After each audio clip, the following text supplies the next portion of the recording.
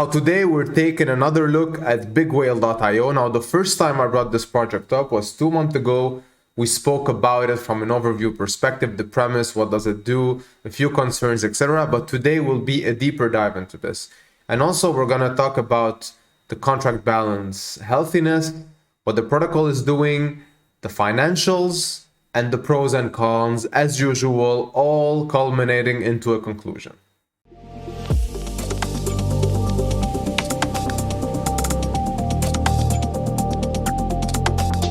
As mentioned previously, I did cover this 2 months ago. So I think before getting further into this, let's just do a quick refresher on what does it do, all right? So here's the TLDR in a nutshell. You invest in BNB, that's the asset you enter with, all right? So you can put in at least 0.1 and a maximum of 8 BNB per wallet. Now, depending on how much you put in, you're gonna average between 0.8 and 2% a day. Again, that's contingent on the amount you put in. So when you're in, after a certain period of time, let's assume it's 24 hours, you can withdraw or restake. Restake works as a compound bottom. So same principle, you add your principal once you do that. They also added the option to exit the protocol, meaning you can leave with the amount you entered. However, they did specify in the white paper, I'm not sure how accurate this is, that when you exit, you have to wait 22 days, but you also take away the amount that is in your principal plus the earnings that you accumulated over those 22 days. So if you restake, you add to your principal, do you take that money out? That's what they said. If that's the case, then that's very important. That's something very important to keep in mind. All right. So overall, that's it. Now, one more thing I want to add is that they portray that in order for you to generate that 0.8 to 2% a day, because it's a lending and borrowing centralized platform, they do themselves generate from 2.5 to 5% on borrowing funds per day. Now, again, those are their statements, but when we go along with the video, we're gonna figure out if this is something that we can trust, yes or no. All right. Now, moving on a bit further, let's quickly talk about the strengths that are aligned with this dApp so far. All right. So from someone that hasn't invested yet, somebody who wants or is intrigued of what this is about, these are the few points that you should be aware of. Now, this has been running for a few months. So far, no issues. Several months, people are investing, withdrawing, removing their capital. Everything works as intended. All right. So all the functions are working, all good. The contract balance is still growing. I think it reached 1 million, then it dipped down to 800K plus, and now it's going a bit back up. So overall, it's fine. All right. So everything that they say in regards to the user experience is working. Now, even yourself, you can verify the contract balance, by the way, if you go to the white paper, so the so-called white paper, and if you go down, actually, no, never mind, scratch that. If you go down on the main page, all the way to the bottom, you can click on view smart contract, and it would take you to the smart contract where all the money is being deposited and people are putting their funds in. So there's about 824.5K. Yesterday, by the way, when I checked it out, it was 808K. Just a sign of things that are moving forward for this protocol, at least. Now, as usual, you cannot get strength without weaknesses. So here are the few weak points that I want to discuss. Now, unfortunately, with the restake option, so the compound option, there will be a constant growth of obligations. So that is something that you cannot avoid. And like I said, when people exit, they can take that with them. So, and there's no max payout, as per my knowledge of checking the white paper and all the info that is available. So that is a problem. As long as they can keep those returns, then it's fine. But let's figure this out, all right? And also the returns. The returns are higher than your average industry ROIdapp usual, all right? And they can centrally be modified. So they can manually push them down. They're not dynamic. So they're not determined by a market maker. They're just determined by the centralized authority, aka the people responsible for the protocol.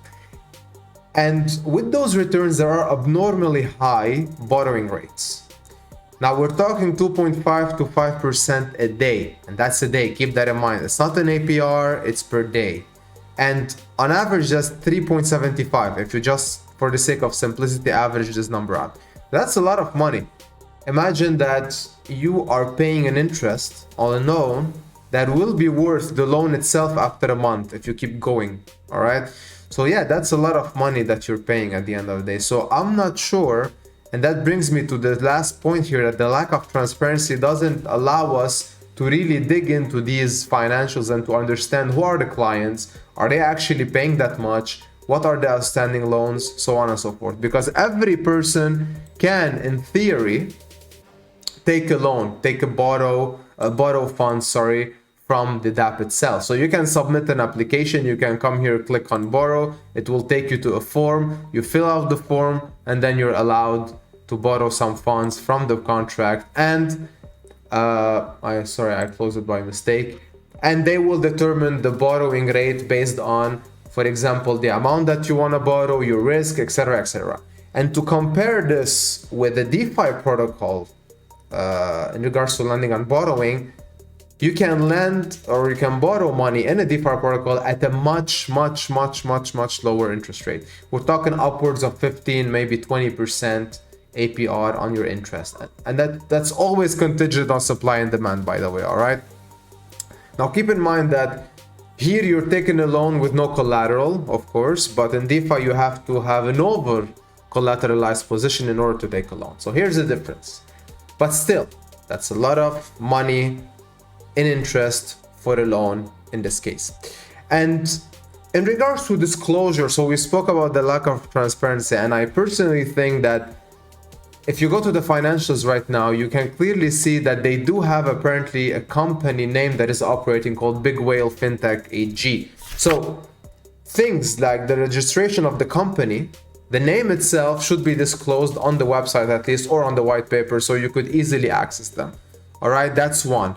And two, I did go to Google to check if this company exists. I couldn't find anything. Hopefully somebody can help me find this information. But the only two companies that I found that are related to the name Big Whale are Big Whale Labs or Whale Fin. So those are the companies that I could find online on Google. So those two results will appear when you first Google the name. And last thing I want to say is that, speaking about the financials, they do release their so-called income statement every quarter, but that income statement has lots of flaws because I'm into finances, so I would know. And it's a PDF and it's not a real form, so to speak. So you could literally write whatever you want and then come up with numbers which would make sense on paper, but not really. Is this being registered? Is this being sent to the authorities? God knows. And if you look at those income statements, so taking Q2 23 for example, all right, looking at the revenues versus expenses, apparently they made 2.5 million in net profit, and that's a lot of money. Now let's assess them real quick, all right, because their main revenue source is the interest they make on the borrowed funds, all right, so that's their main revenue source, and that's what they portrayed in their financials. So on average, like I said, for the sake of simplicity, let's take 3.75% as the borrowing average rate. Now Q2 says that they made 3.5 million almost in revenues from that. So Q2 is 91 days, 3.75% per day. That would mean their money has multiplied by 3.4125. So if there were just a total of outstanding loans of 1,031,704, meaning they could make that much just from that amount in outstanding loan balances. And that's a lot. Now, who are the clients that are allowing this to happen to themselves? So in 3 months, they're paying 3 times as much as the principal they borrowed. To my knowledge, this doesn't exist anywhere unless you are someone who's desperate for cash today and you have the opportunity to pull it back and to pay it back within a week. Then the interest is high in this case. But is it that high? That's the question. Now, also, they didn't mention that in the revenue section, they didn't mention the 5% fee they take on deposits because that's part of their revenues. So that should be mentioned, in my opinion. And the injections that they're making in the contract balance should be part of their expenses, because their whole model revolves around making more money and then keeping some and giving some to the stakers in their contract balance. Now again, I'm raising the red flags here for you to understand that those things revolve around a centralized company, so to speak, that doesn't have any online trace, and the finances are a bit over the top, in my personal opinion, based on industry average and logic. And that all culminates and brings me to the conclusion that I'm about to give you. Now, unfortunately, like I said, there's no real way to verify the existence of the entity, of the clients, of how much they're making, of how much are the outstanding loans, so on and so forth. The only traceable blockchain related evidence is the contract balance. You can go depict how much money is leaving the contract and try to trace it back. I might do that for a third video, but let's see. So the accuracy here is not really there in regards to the statements, in regards to the communication, in regards to the online presence, like I said.